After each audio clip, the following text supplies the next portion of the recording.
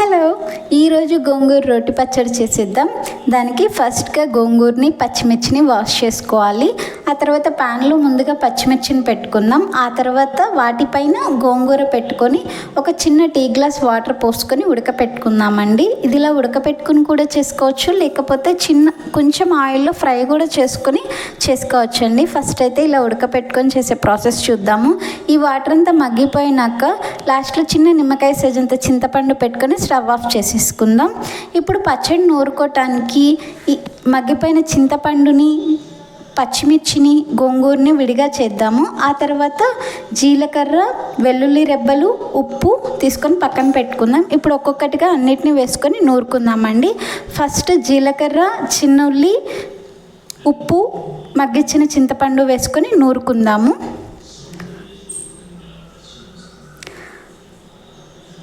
ఆ తర్వాత ఉడికించుకున్న పచ్చిమిర్చిని కూడా వేసుకొని నూరుకోవాలి. ఆ తర్వాత గోంగూరను కూడా వేసుకొని కొంచెం కచ్చాపచ్చగానే నూరుకోవాలండి. మొత్తం కలిసిపోయేటట్టుగా నూరుకుందాము.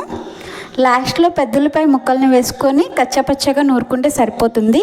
దీన్ని అంతా ఒక గిన్నెలోకి తీసేసుకుందాము. ఇప్పుడు దీంట్లోకి పోపు కోసం బాండీ పెట్టుకొని ఆయిల్ వేసుకొని, ఆయిల్ హీట్ అయ్యాక పోపు దినుసులు, ఎండుమిర్చి, కరివేపాకు వేసుకొని ఆ పోపునంతా పచ్చడిలోకి వేసుకొని కలుపుకుందాం. అంతేనండి, టేస్టీగా ఉండే గోంగూర పచ్చడి రెడీ అయిపోయినట్టే.